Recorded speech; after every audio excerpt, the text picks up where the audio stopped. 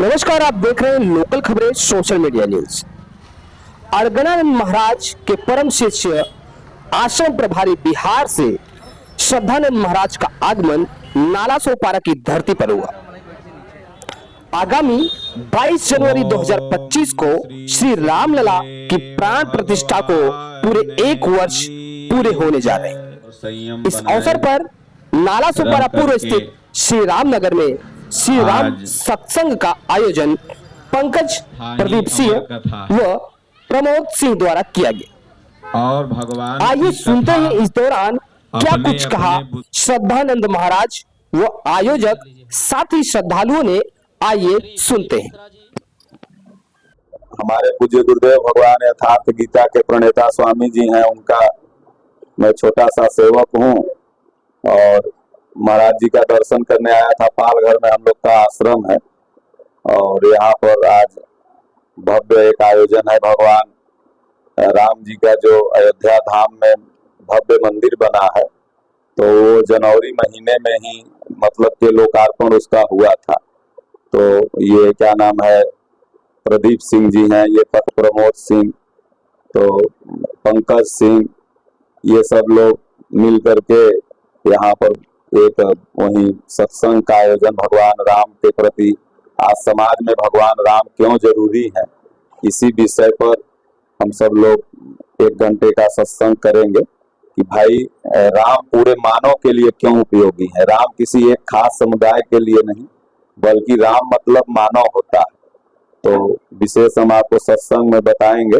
अभी आपके दर्शकों के लिए ही बता दें कि राम के जीवन पर चलना ही प्रत्येक मानव का कर्तव्य है और राम जी का प्रथम उपदेश यही है कि माता पिता का सम्मान करो। माँ नहीं, मातु पिता नहीं देवा। भगवान राम कहते हैं कि प्रातः काल उठ के रघुनाथा, मातु पिता गुरु नामहि माथा। ये राम जी का प्रथम सिद्धांत है कि गुरु माता पिता का जो सम्मान करता है वही राम तक की स्थिति को प्राप्त कर सकता है। और राम ने सिर्फ कहा नहीं बल्कि उसको खुद जिया। तो इसलिए आज आरएसएस में प्रार्थना होती है कि चंदन है इस देश की माटी, तपो भूमि हर ग्राम है, हर बालक देवी की प्रतिमा, बच्चा बच्चा राम। तो आज तमाम ऐसे स्कूल हैं जो राम और कृष्ण के खिलाफ में भड़काते हैं हमारे सनातनी बच्चों को। वो तमाम संत पॉल हो गए, संत जोन्स हो गए, तमाम स्कूल ऐसे हैं जो क्रिश्चियन बनाने में लगे हुए हैं भारत को। वो राम के उस पहलू को नहीं बताते कि वही राम जी अयोध्या जैसे राज्य को माता पिता के कहने पर लात मार के चले गए बन। इसको कृष्ण भगवान के बारे में नहीं बताएंगे कि दुनिया की सबसे प्राचीन फिलोसफी गीता का उपदेश देने वाले वो भगवान कृष्ण है। तो महाराज जी, हम आपसे कुंभ के बारे में यदि हम बात करें तो कुंभ मेले का जो आयोजन हुआ है, वहाँ पे ऐसी चर्चा है कि हिंदू संगठनों ने जो मुस्लिम समुदाय के जो लोग हैं उनकी जो दुकानें वहाँ पे लगनी है उसका विरोध कर रहे हैं। क्या इस विषय में क्या कहना चाहिए? विरोध वगैरह मान के चलिए कि नहीं करना चाहिए, और क्योंकि यहाँ जो भी मुसलमान है वो अरब से नहीं आए और जो भी ईसाई है क्रिश्चियन है वो इटली से नहीं आए, जो भी बौद्धिस्ट है वो थाईलैंड से नहीं आए, वो सब यहीं के हिंदू हैं। अगर 10 खतियान निकलवाइए 10 पुस्त पहले के तो सब कोई न कोई राय शर्मा ही होंगे। लेकिन अब वो छूने और खाने से मुसलमान हो गए, कोई ईसाई बन गया, कोई बौद्धिस्ट बन गया, या किसी के नाराजगी की वजह से बहुत लोग धर्मांतरण कर लेते हैं, या बहुत लोग प्रलोभन की वजह से धर्मांतरण कर लेते हैं। तब उन्हें अब समझाने की जरूरत है कि तुम वही हो जो हम हैं। तो अगर हम समझा करके उनको, क्योंकि आपके सगे भाई हैं, नाराज होकर उधर चले गए, तो अब क्या कहा गया, विरोध से विरोध नहीं कर सकता बल्कि समझाने के। तो समझाने का सूत्र क्या है? गीता, भगवत गीता। तो मान के चलिए कि अधिकांश वहां पर उन लोगों का कोई काम है नहीं, लेकिन अब रोजगार के वजह से कोई लोग लगाता है, तो उन लोगों को भी चाहिए कि हमारी भावना को ठेस न पहुंचे, उस हिसाब से वहां रोजगार करें। और ज्यादातर तो ऐसा होता नहीं है, जहाँ जिसका मेला है जो है 1-8 लोग जाते हैं, तो अब उनके से हम लोग लड़ करके या उनको भगा करके मानवता स्थापित नहीं कर सकते। लेकिन मानवता दोनों पक्ष में होनी चाहिए। उन लोगों को भी मानवता दिखानी चाहिए, दरिया दिली दिखाना चाहिए और बढ़ चढ़ के हिस्सा लेना चाहिए कि भाई अगर कोई आ रहा है बाहर से, अगर वहाँ वो लोग रह रहे हैं, क्योंकि बहुत संख्या में वहां रहते हैं, तो उनका सपोर्ट करें, सम्मान करें, आदर भाव से कोई रास्ता पूछे तो बतावें, तो ये भाव होना चाहिए, बाकी विरोध नहीं है। आप दर्शकों को और पूरे समाज के, हिंदू समाज के, सनातन के लोगों को आप जो अभी प्रथम वर्षगांठ समझ लीजिए हो रही है रामलला मंदिर को स्थापित होने पे, तो इसमें सनातनियों को क्या उद्देश्य देंगे या फिर क्या बताएंगे? सनातनियों को यही उपदेश है कि आप गीता और रामचरितमानस का अध्ययन करिए और भगवान राम जैसा बनने का प्रयत्न करिए, और तभी जाकर के क्या नाम है आपका मानव जन्म सफल हो सकता है।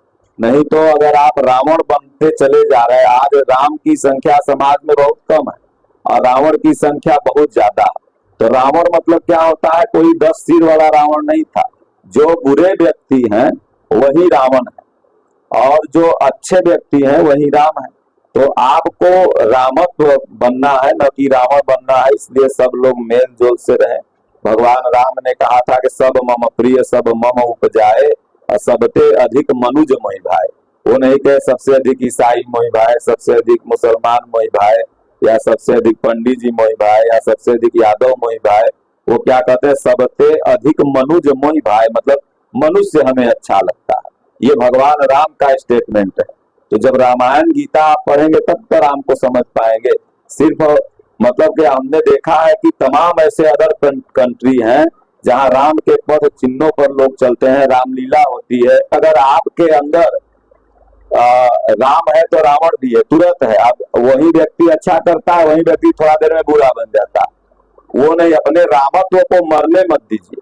जो आपका स्वभाव है सद्गुण का, उसे स्वभाव बना लीजिए। एक चीज ना बड़ी तेजी से फैल रही है कि अपने देश में, भारत में गुरुकुल वापस से शुरू होना चाहिए। इस पे क्या मत है? हाँ, गुरुकुल एकदम वापस से शुरू होना चाहिए, क्योंकि गुरुकुल में जो है वो सनातन संस्कृति पढ़ाई के साथ साथ भौतिक जगत की भी शिक्षा दी जाती है।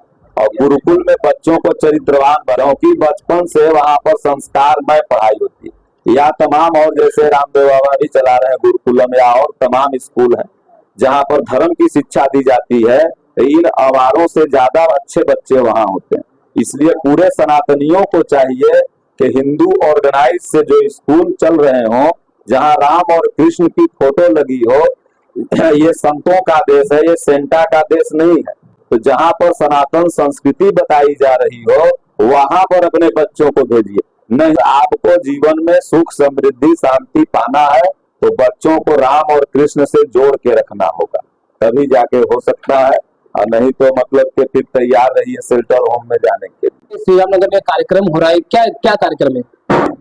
देखिए, ये हमारे परम पूज्य संत बाबा अर्गणानंद महाराज के परम शिष्य हैं श्रद्धानंद महाराज जी, जिनका आगमन पालघर में हुआ था और ये पहले से यहाँ आते रहते हैं। और आज राम मंदिर का 1 वर्ष है, लगभग 1 वर्ष हो गया है। उसके उपलक्ष्य में आपके आगमन पर हम सभी लोगों ने कार्यक्रम रखा छोटा सा कि आज उस प्रभु राम को याद किया जाए जो हमारे आराध्य देव है। और उसी उपलक्ष्य में आज यथार्थ गीता का वितरण किया जाएगा जो हमारे परम आदरणीय गुरु उन्होंने लिखा है, और वो लोगों को, विद्वान जनों को आज समर्पित की जाएगी। और श्रद्धानंद बाबा के आपका आशीर्वचन हम सभी को सुनने का मिलेगा। और खास करके जो 1 साल में प्रभु रामचंद्र जी का जो आगमन हुआ है फिर से हमारे अयोध्या में, उसके विषय में कार्यक्रम रखा गया है। ये कार्यक्रम हमारा जो राम मंदिर का मुद्दा था जो इतने सालों बाद ये पूर्ण हुआ है, उसी के उपलक्ष्य में हमारे गुरु पूज्य श्री अर्गणानंद जी महाराज जी के शिष्य श्रद्धानंद महाराज जी यहाँ पर आए हुए थे और वो प्रमोद भाई के परम मित्र हैं। उनका पुराना रिश्ता, इसलिए वहां पर आया और आकस्मिक यहाँ पे प्रोग्राम बन गया और उसी उपलक्ष्य में कार्यक्रम किया जा रहा है। कार्यक्रम के दौरान यहाँ पर कि जैसे बहुत से लोगों को यह मालूम भी है कि हमारे गुरु जी ने गीता को अनुवाद करके उसका यथार्थ गीता खुद स्वयं रचित किया हुआ है, उसी का वितरण किया जाएगा आज यहाँ पर। और मैं लोगों को बोलना भी चाहूंगा, उसको सिर्फ ले नहीं, उसका स्मरण करें, उसे पढ़ें। और पढ़ के दूसरे को भी दे दें।